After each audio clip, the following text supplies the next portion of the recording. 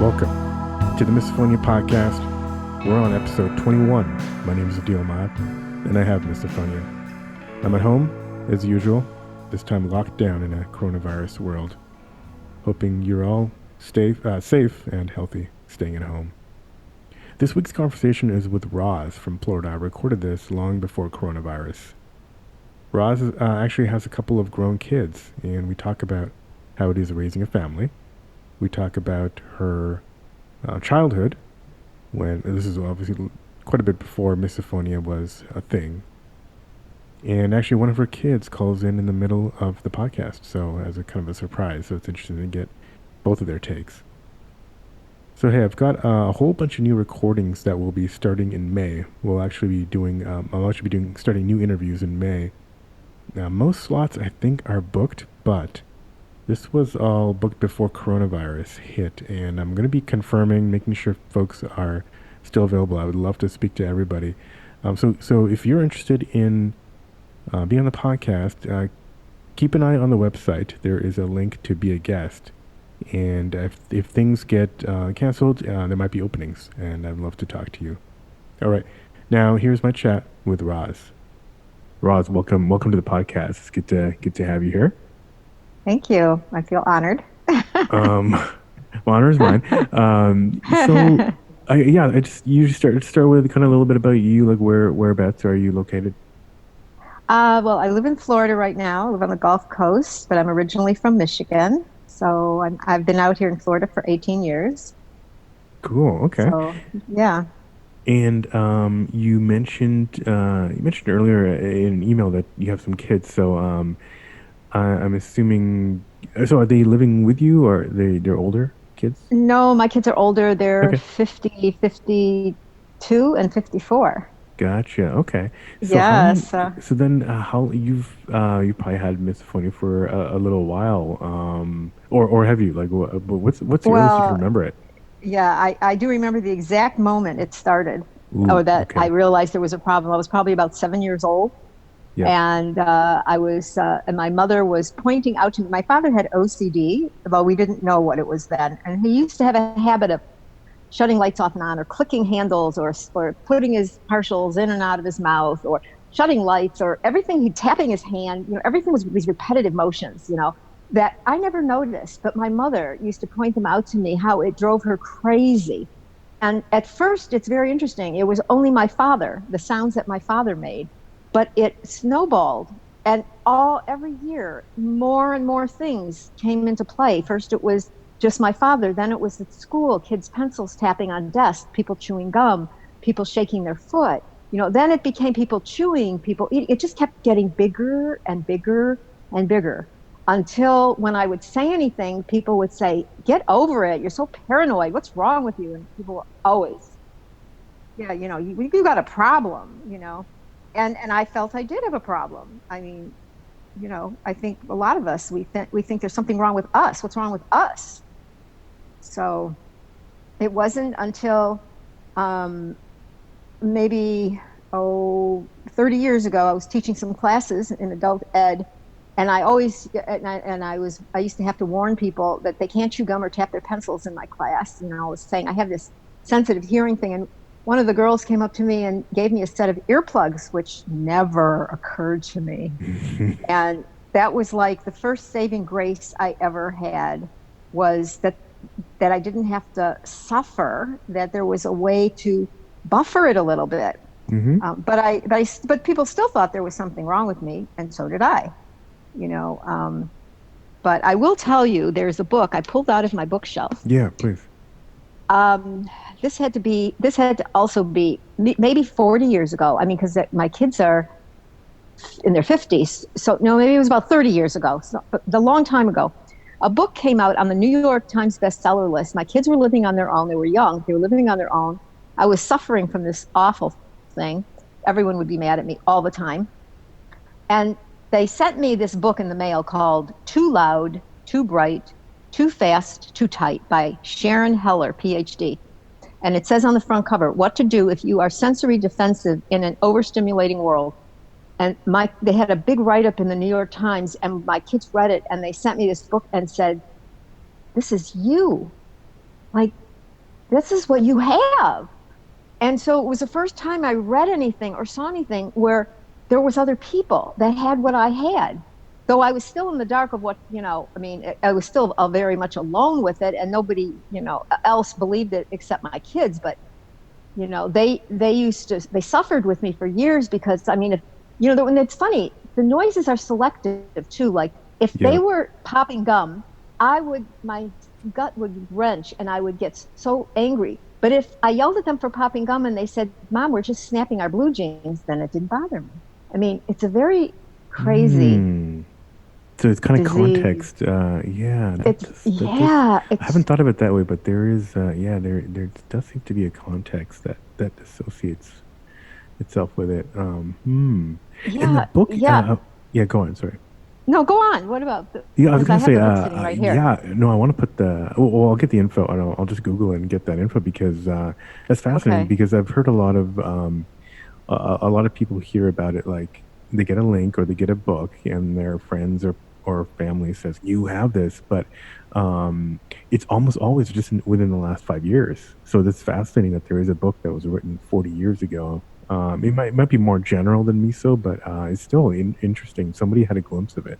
Wait, one of the copyrights is 2002. Oh, okay. But I think it goes earlier than that. It was redone. It could be a later edition. Yeah. Yeah. Interesting. Well, I'll get that and stick in the show notes. But it's just amazing. But it didn't get into what I found out later, which was only 5 years ago. Mm-hmm. When I got a real enlightenment. I used to work with the developmentally disabled community for many years as a social worker. Mm-hmm. And I always saw that kids with autism, they used to have to be rocked and soothed and, and I knew they had sensitive to noise. I never relate. I mean, I don't have autism, but I started looking and seeing and asking questions. And I found out that, occupational therapists help them. And that these kids who had these sound sensitivities got help from occupational therapists. So I went on a search about 15 years ago, to find an occupational therapist who understood this or knew anything about it. And I couldn't find one that would work with adults. Yeah, I was going to say I'd be shocked if you found one. Yeah, okay. But I did. 5 years ago, I found one in Sarasota who has misophonia and who specialized in adults. And she went back and trained to work with adults. And I was blessed enough to find her and began working with her 5 years ago. And she helped me tremendously, but we had all kinds of things that we used. I mean, I have a headset that's a special headset with special modulated music that first I used to have to use CDs, but then they became available, to download onto your phone or your iPad. And I would listen to these special sounds that would play. I would listen to them 30 minutes twice a day, and she had all this paperwork that I have here too, that how it would help the nerve endings, to the brain, like to like calm them down, like so they're not so fiery, so they're not so sensitive. And when I was using it regularly, it helped. Plus I used a brush that she used to have me rub on my arms to self-soothe.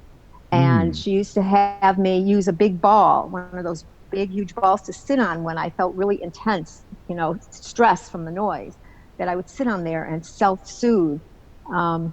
So there's, but my biggest thing that I think is most important for me is I can't expect the world to revolve around me and my sensitivities, because I have the visual one too. Go to an airport and you watch people shaking their legs or misokinesia, twirling their hair or whatever they're doing. I mean, I have put sunglasses on, I close my eyes. I mean, it all go. But I've learned to stop being angry. I used to be angry. I used to be angry at the dogs barking, angry at the lawnmower on Tuesday that did the lawns in my neighborhood for hours on end. Yeah. I've learned that I have to find a way to live in the world. And so if you come to my small little villa, that's 1,200 square feet, I have 4 box fans, and the box fans I use as white noise. Sometimes I travel with them. But I find ways when the dogs are barking or noise disturb me, I find ways because as soon as I can block out a sound, because I have, that overstimulation, that, what do we call that? Sensory overload. Mm-hmm. When that starts to happen to me, if it's in my house and there's too many noises going on, I instantly calm. It's almost like taking a drug when I can block out everything and just hear one sound that I can handle. And when I'm away, I always have earplugs in my purse. But there's a lot of extremes people like me go through. I drive by myself most places because if there Oh is yeah. overstimulation, nobody understands. But I mean, go to the movies with me, and I have to be honest with someone, and I say, look, you're going to go to the movies with me. I have this thing about noises. I don't make a big deal about it, but I said I have a hard time sitting next to anyone who's eating or eating popcorn. So, if that's your thing, probably wouldn't be good if we go to the movies together. And I have never had anybody say, I say, I don't need to eat during the movie. But I've been known to change seats in the movie 6 or 7 times. Yep. If somebody's, Yeah. No, we understand that. Yeah, we understand that. It runs my life. Do you But, do you tell people, do you always tell people, even friends, that I just have this sound thing, or do you like give them a few links before you meet up and make them research, or just you well, I actually tell actually them? bought the Misophenia Society actually has these wonderful little business cards that Mm-hmm. actually says on there the links to the website, and on the other Mm-hmm. side it says I suffer from this thing called misophenia where I have acute sensitivity to noise. I'd like you to know more about it or something, and you turn it over and it's got the link. So I will give that to people that know me, and I'll say this will explain why I'm like I am. Yeah. And I tell people it's a neurological problem. I was born with it. It's not my fault. you know Right. it's Yep. it's like I used to think it was my fault, but I don't go around telling the world, because there are those people, and I've learned that when you tell certain people, if you're not careful, or they will make the noise intentionally to aggravate you. Oh yeah, we know. Yeah. Oh yeah. Yeah. It's not worth the risk sometimes. Yeah, it's not worth the risk when you can just kind of go home and turn on those box fans. I turn Um, on the box fans. I leave. There's like, I do what I need to do. I so try not to let it make me angry. yeah, and so that probably comes from experience, being able to control Oh, yeah. your environment a bit more. But when you had kids living in the house, how was that? It was not easy for my kids, I can tell you that, Mm, because I was always saying, "You're talking too loud. You got the radio too loud. You're chewing too loud. The dog's breathing too loud. The dog's licking herself." I mean, there was a period of time. I remember one time my husband and my 2 kids were all sitting in the family room watching a movie, and I came in to sit down to be with the family, and the dog yeah, decided she had to clean herself. yeah, That oh licking. yeah, yeah, yeah, And yeah. I yelled at the dog to get out of the room. And what happened is my husband said, "Come on, kids," and they left. They all walked out of the room and took the dog with them. It was like I was like such a bad person. Mm. And was that a common thing? Like, were they rarely kind of No, there understanding was into? no Yeah. nobody understood, because I didn't understand. I thought there was something wrong with me too. I mean, but I couldn't stand it. I actually get physical pain from noise if I can't get Yeah. away from it. Yeah, yeah. And but they eventually came around and did and saw some link somewhere. Um, but I guess did their friends, did friends of the family? Yeah, how like you know people come over? It was similar kind of thing. Like you had to sit somewhere else, or it was just you were just kind of tense all the time. Well, if there was, the funny thing is, if there's a lot of noise and it's a lot of people and it's in my environment, like if I have control, that's the big thing. Yeah, If because I it's have fight or flight. control, So right, it's fight or flight. So yep, if you're yep, kind of in control, then your brain yep, does not think yep. that somebody's going to barge in and kill you. So Right. So if I'm in my house and there's a lot of people, and I have control. I can walk out of the house. I can do things. If I'm in a theater, and which my kids are always amazed, like that I can go to the theater and sit in the center, but I bring earplugs. But there's always those rare times when someone's breathing too heavy next to me, or chomping on yeah. a candy, or chewing gum behind me, and I already start to feel the body change, and the sweat breaks out, and then the anxiety Mm, starts to flare, and sometimes it causes me to get stomach aches. And the only thing that I have to do when I'm in those situations is when I put 2 earplugs in. Let me tell you, I'm sitting there watching lip reading at this point. yeah, because yeah, yeah. So I'm wondering because yeah, earplugs to me just seem like they kind of would reduce the sound a little bit, but I guess there are some that really block everything out. Is there any special brand that you yeah, got, or like fitted I ones? do. I do. I don't have the name in front of me. I get them off of Amazon, and they're for people who are who shoot guns, like police and, like people. Yeah, right. I get the highest decibel ones. And when I put one in, I can actually muffle like people to the left of me if I put it in my left ear. Like if I'm in the theater and someone's eating to the left of me, and I can put the left one in, Oh, yeah. it subdues it. But if Right. I put them both in, I actually am reading lips because it Yeah. blocks it out that much.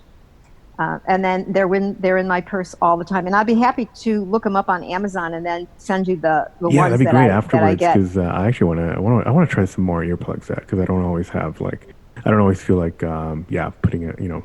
putting on some music or whatever, or I want to I want to sit in a movie theater and concentrate, but Well, in a movie theater, it's so loud. In a movie theater, it's so loud that when you put two earplugs in, you can still, and then I just don't push them in as deep. You learn how yeah, to. right. It's such an Kind of art. mold your body, right? Yeah, Right, exactly. it's such an art. But I really think I have Crohn's disease. I was diagnosed 40 years ago, and I do believe that came from this disease, this addiction, this affliction. Because all through school, I was so stressed. I couldn't take tests without stress because I didn't know. So people would tap their pencils or chew gum or bang their foot, and I never could screen out. Like I had no screening. I could hear 5 or 10 sounds all at the same time. Yeah. And it used to make me sick to my stomach. So it's a horror. I wouldn't wish this on anybody. I don't know if you saw the movie Quiet Please. Yes, I own that. Yeah. Great movie. Okay. Yeah, I own it too. Well, when my kids saw it, they really understood. But I cried when I watched that movie. I couldn't watch it in one. I've said this before. Yeah, I couldn't watch it in one sitting because of that. It's just too much at once. It was a lot. It was a lot. But thank God somebody, it's coming out. But still, people, I don't make this a habit of talking, to strangers or tell people. Yeah. But if I'm in a theater and somebody starts kicking my seat, that's like a no-brainer. I turn around as politely as I can, and I say, "You're probably not aware that you're kicking the seat, but would you mind being, kind of, watching it?" And the people are very nice, rather than turning around and giving them the dirty look and saying, "Can you, it's how you approach people." Yeah. But I mean, I'm always on guard. I'm always watchful. Yeah, and sometimes you just got to get up and move. When you got up and moved, what did your family or friends think? They just kind of got used to it, or when I would get up and you mean in the movie theater, for instance? Yeah. I warn people. I don't just if I'm going to the theater or the movies with somebody, I warn them about how I am. Yeah. So I say, you don't have to move, but if something comes around me that bothers me, I need to move. So I just want you to know up ahead. And they say, no, I'll move with you. They just think I'm weird, but Yeah. Some people call me interesting. Yeah, I don't want to know what they think inside, but I'll go with interesting for me too. Yeah. You can call me. Anyone can call me interesting. So yeah, rewinding a bit to. Okay, so yeah, it's very common. Dad being an early trigger. Yeah. What? How did that snowball again? So that go into visuals right away, or did it start to go to other? No, there were members? no visuals. It started with family. First it was my father. Then it began my mother, the way she chewed her food. Then that's when the mouth sensations started happening. Like I started noticing chewing sounds. Before that, I didn't notice chewing sounds. So then I couldn't eat with my mother, and I couldn't be around my father when he tapped. So I began isolating a lot. So which made me a very isolated person as a child, not understanding what was going on. So what did your parents do for you at that time then? Nothing. Yeah. It wasn't even discussed. I never said, Dad's bothering me, you're chewing annoys me. I mean, in the way I grew up, you did not say that. No. Yeah.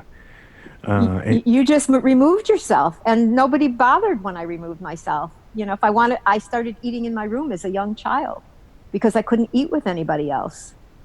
Mm-hmm. Even the sound of dishes clanging and spoons clicking and all that stuff, it began in the house. It wasn't outside of the house until junior high. And then it began. School, all the craziness that happens in junior high and high school.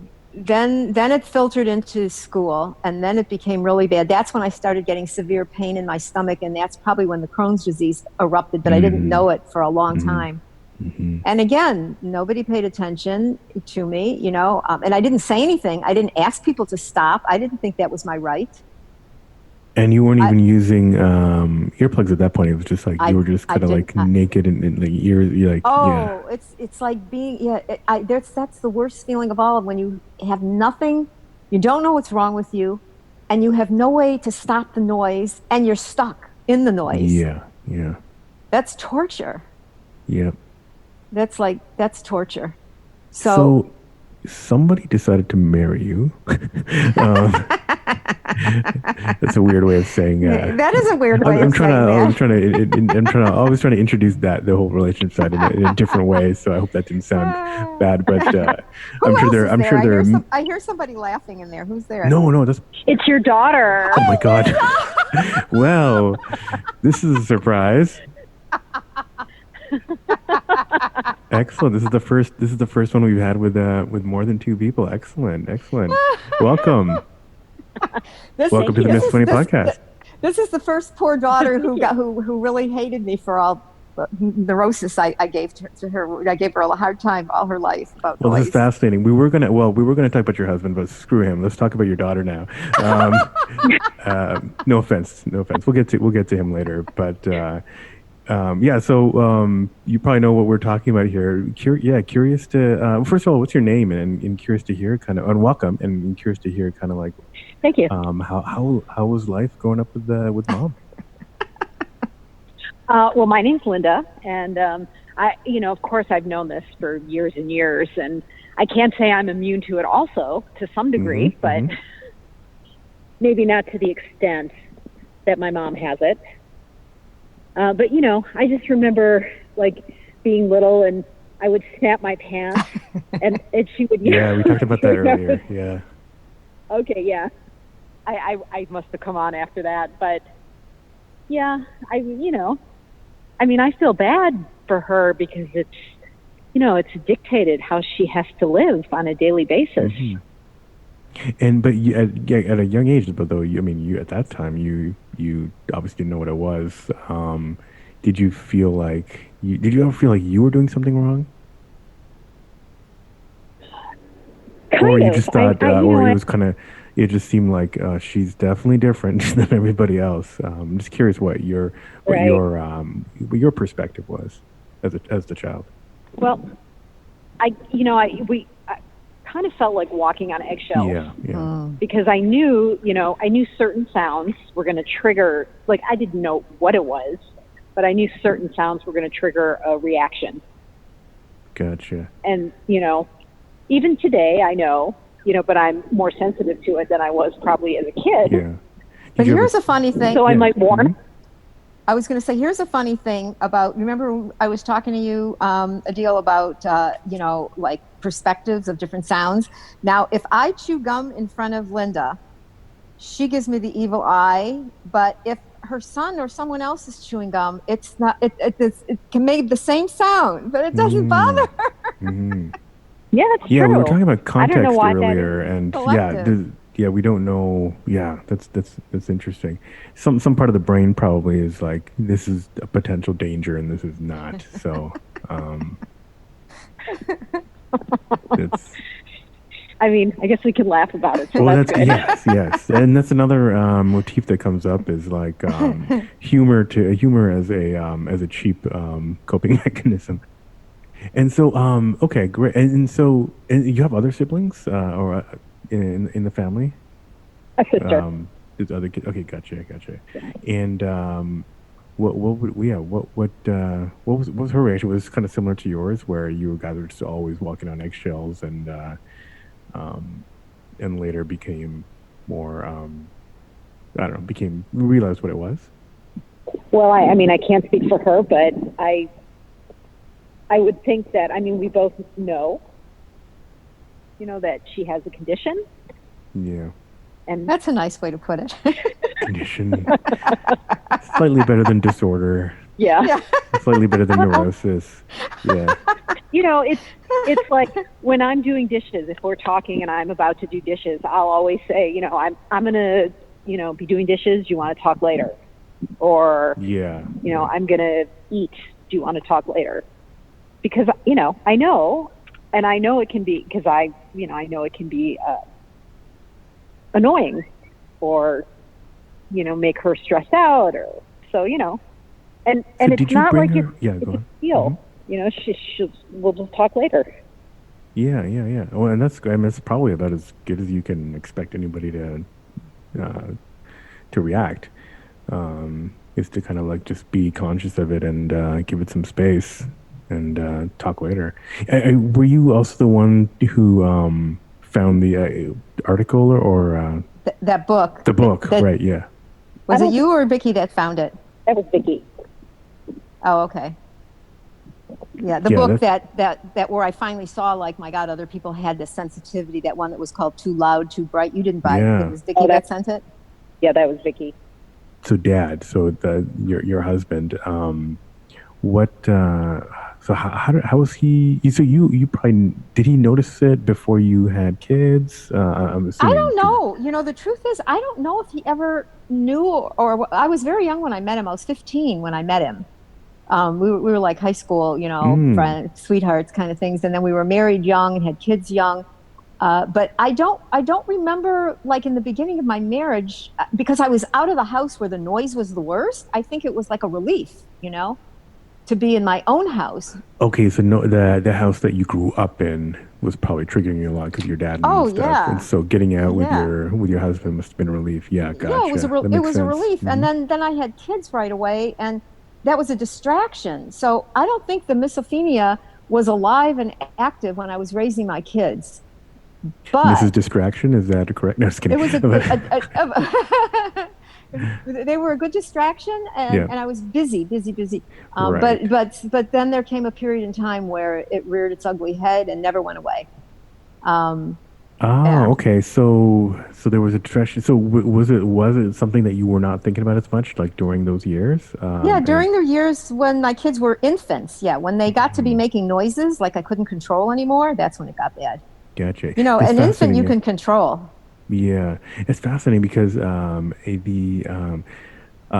just interviewed somebody who got it a couple of years ago, as his wife was having their second child, and it was something about postpartum, and he had to walk on eggshells to kind of like, it was just a lot of stress. So that's when he developed it. It was kind of interesting. Wow. Yeah, I mean, it's there's a lot of similarities in these stories, but there's some weird differences here and there. That's interesting. Oh no, go ahead. It's interesting. What? It's interesting that there was it kind of plateaued, or kind of like you didn't notice it as much during those years. And then what kind of like brought it back? Stress. Yeah. Stress. Yeah. And the marriage, ended up falling apart years later. And I think the stress of that, and the stress of changing my life, and there was a lot of stress, and the stress triggered it again. Did the misophonia lead to the problems of the marriage, or vice versa? No, I don't think so. I think it was just, I had a personality that was rough. Of course, we all have personalities that are rough. You put two rough personalities together, A personalities, 2A personalities equals AAA. I need help. Yeah. So, I mean, we're still all friends today. Everybody's, very, congenial and, get along very well. But it, different. I don't remember my marriage ever. Well, that's not true, because remember, Linda, were you on the phone when I was telling him about the time that you and Dickie and Dad and Spotty were in the room, and I came in and Spotty started licking herself, and I got mad and yelled at the dog, and instead of the dog leaving, you guys left? I wasn't on the phone, but I remember that. Yeah, I was telling a deal, like that's how I was treated. It's like, well, if you don't like it, you leave. We'll take the dog and the kids. Yeah. Was that a regular thing that happened, where it's just like, business as usual, and then family time, and then something happens, and then it's just like. Well, I was the one that was always annoyed, by noises. Right. So if I was annoyed, nobody said, poor mom. They just got up and either I leave the room or they left the room. Yeah. So it wasn't, and then I used to complain about how people ate, and so the dogs made too much noise. They breathed too loud. I mean, truly, they did. They breathed too loud. But you kept getting dogs. So did you ever? It wasn't my choice. Okay. Yeah, I was wondering. Right. Yeah, I was wondering that. Was there any discussion about that? No, there was no discussion. Gotcha. Yeah, there was the dogs and the children, and they were there, and I had to make it work or leave the room. Yep. Yeah. That gets taxing. You know what? Another interesting thing is, I'm going to tell you. I used to say, "Don't tell me if there's something that's going to bother me." You know, when we bought a house once, my husband said to me, "Oh, you're not going to like this house." Oh, there's a basketball net on next door. Well, as soon as someone points out a noise that could possibly bother me, it bothers me before the noise happens. So, like, I always hate when that happens. You know, when someone points out something that makes noise where I wouldn't notice it, but once you point it out to me, I'm honed in, and I can't get rid of it. Then it's there forever. Yeah, your brain is anticipating that something dangerous is going to happen. Yeah, horrible. Yeah, that's why I try not to bring it up with like family members who I don't want to like pass it on to, quote unquote, if it can be. But well, I sure passed it on to Linda because. Yeah, so Linda, let's. What are your? My husband is a consummate snacker, and he always likes the crunchy food, but he always knows when he comes out and he's eating crunchy food, and I get a look. The glare, yes, we know that. Yeah, he says, "Oh, I need to get a glass of water and dip my crunchy food in water." Right, or microwave it until it's completely mush. Or stop buying him crunchy food. Yeah, right, that too. Well, Linda just put up a basketball net, which I always said, "Oh, that's good because you're in control. You can control when someone's going to use it." That's right. Yeah. That's true. Yeah, exactly. It's right. Your brain doesn't think of it as much as a fight or flight situation. If you're in control. So how are so we're kind of in between holidays here. How are holidays like around you guys? Do you guys have all your own escape routes and coping mechanisms and secret rooms and? Oh, at our house? Well, Linda can answer because like I live alone. Thanksgiving and Christmas and. Yeah. Oh, okay, gotcha. Do you guys not get together for like a big family kind of holiday kind of thing or? Well, no. When we get together, it's a holiday, so that's how I look at it. Yeah, because it tends to be this is like a high stress, like late November to late December. It tends to be pretty stressful for misophones, just with the all the different age groups mixing and eating and being forced to sit at tables and whatnot. So, yeah. Well, I'm lucky. I have a lot of control over my life today, so I don't put myself in situations that I know can aggravate it, but I am very careful about, it's like it does control my life, but it doesn't control it so bad. I've adjusted, I've adapted, and I've accepted, and I do what I need to do to live in the world. So the one area we haven't talked about is work. How do you I guess both of you, how do you deal with it in like a work environment?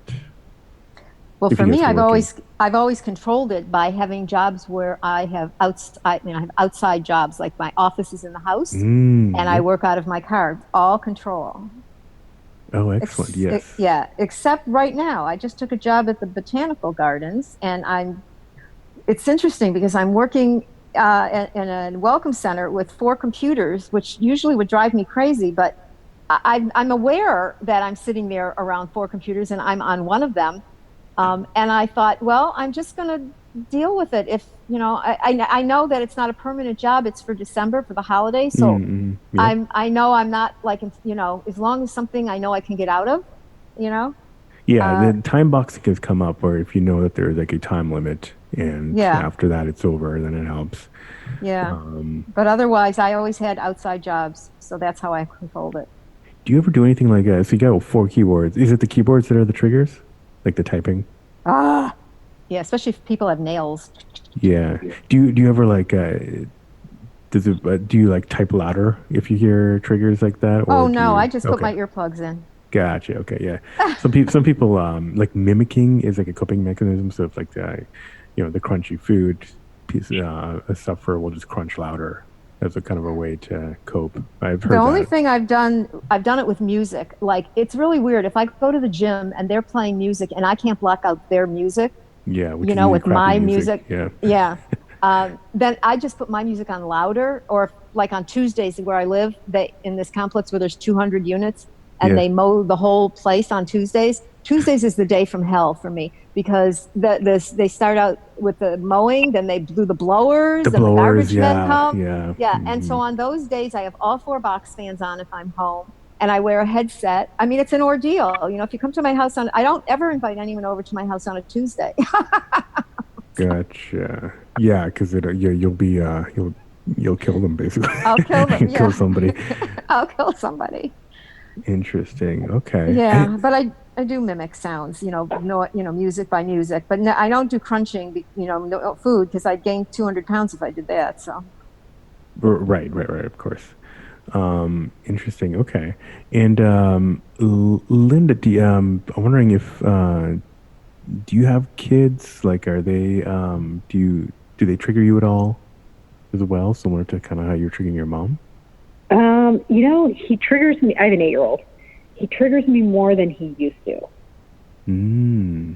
Okay, so thing would trigger with him, but now I'm noticing a little bit more like triggers, like eating triggers. Yeah, interesting. Okay. And you guys have a dog or anything too, or you learned that lesson from? We have a dog. You do? Okay. Yeah, he doesn't bother me. Gotcha. Okay. His licking, his snoring, all good. She's very tolerant and patient. Gotcha. Okay. So hopefully you don't have it as bad as your mom. Yeah. Well, I mean, I've learned lots of coping mechanisms. Yeah. Well, that's one good thing about having let's look for any positives here. But yeah, the one good thing is that you have somebody you can talk to or somebody you can learn from on how to deal with this stuff. So. Lots of fans in her house too. Yep. That's true. Do you, Lynn, do you work in an office environment too, or have you also kind of controlled it? Yeah. Well, I'm not working right now. I take care. Okay. So I kind of come and go, and yeah, I'm not in an enclosed environment. That's perfect. But you control your environment, and you gotcha. Yeah. And have either of you seen like their therapists or audiologists, which seem to be the go-to doctors, I guess, for this kind of thing? Not that they've figured anything out, but I'm curious if you've seen any medical officials for this. Well, I only saw the occupational therapist. Right. What about the headphones and all the? Well, yeah, that's from the that's what I was telling him about. That's from the occupational therapist. Oh. She's the one that ordered me the headphones and the music that I listen to, and gave me all the things with the ball and all the self-soothing things to learn how to cope better. Yeah, these days if you go to an audiologist, they'll fit you with like these kind of hearing aids that will pump white noise in. But I haven't heard. But your therapist, that's interesting. It was recommending some different stuff I hadn't heard of, like the brush and the ball. That's really interesting. Yeah, and the modulated music. Very, very interesting. What did you mean by modulation? I know you do it two times a day, but is it? Well, it's called modulated music, and what it is like it sounds like regular music, and you can pick like nature sounds or symphony, like whatever your taste is. Yeah. I mean, they're not cheap. Each one that I would buy, had a pricey tag on it. But it somehow it was made, and you had to have these special earphones that have a way of separating the sounds or whatever, and it really did like calm down the sensitivity of the hearing, of the annoyance of sounds. Like it wasn't so. Sometimes it feels raw. I don't know. That's the only way I can explain it. Sometimes sounds feel raw to me. Yeah. Like they hurt. They really hurt my insides. But that had calmed it down. And then, if I'm doing things I like and I'm busy and I'm happy and I'm not like, focused on, like I'm preoccupied, then the misophenia sort of dissipates. But stress brings it on like 200%. Yeah. Other than the two of you, do you guys know anyone else who has misophonia? Have you met anybody else? No, I've often wondered about going to that convention, but I can't imagine 800 misophonics in one convention. I don't know what they. Yeah, most people can't. It's about 200. And they actually do a pretty good. The organizers do a pretty good job, like right down to the foods that they order are like hard-boiled eggs, soft muffins. I'd be walking on eggshells, be Yeah. afraid I shouldn't swing my leg.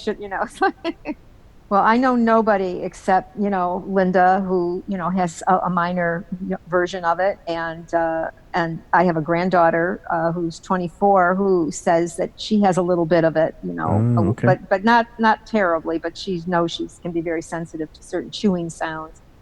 But Gotcha. otherwise, I used to the occupational therapist was like a godsend to me, but she's retired now. But I mean, sometimes if I was having a bad time, I would just go in and talk to her because she Yeah. understood it. Well, yeah, this is interesting. It's always it's interesting. Well, this is our first multi-generational episode, so this is I'm kind of honored. Um, but is there any yeah, any I know there's a lot of people who have are in families that have had to walk on eggshells for a long time. Anything either of you want to kind of like share from either perspective, from a child growing up with it, with a or the parent growing up with it, with our listeners? Anything, Linda, that you want to share? About growing up with it? I Yeah. guess I didn't really know what it was. So until I was an adult. So yeah, it's so we just different now because saw now it's yeah, it must have been so different without the internet back then, Well, that's true. and But no doctors doing anything about it. we just knew we were, there's certain things that would trigger mom, but not Yeah. necessarily know why. So, because there was no communication about it, like now we have communication about it. So I know, if I'm eating or she's eating or something, we can just say, hey, is this going to bother you?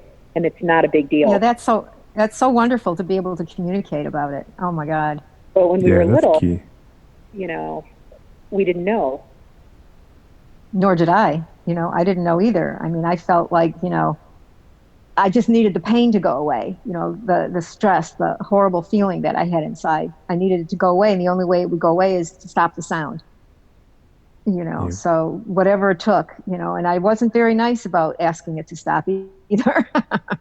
Right. So, but you grow. Hopefully this can help younger people that have something like this, where, you can, because you do have to find a way to live in the world. The world is not going to revolve around people with misophonia. It's like, No, and it's not worth waiting for some cure or even waiting for the next research paper. We just gotta, yeah. yeah. I mean, I Deal with had it. heard once that there was an ear specialist that had uh, hearing aids that caused that could help you not hear so good. Like, I don't know what like block your hearing.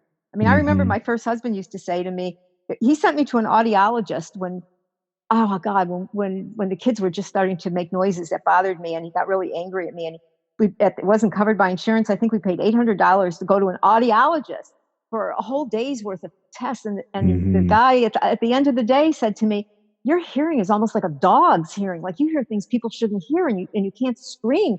I said, well, I know that. What do I do? And he said, well, wear earplugs. That was his solution. So, we haven't come too far. And you know what the occupational therapist told me, that the worst kind of things to wear for people like us is to wear headphones that have things that go in your ear, because really? it actually makes you more sensitive. But I can't wear the ones on top of my ear because I don't like getting my hair messed up with the band that goes across my head. Yeah, interesting. Vanity.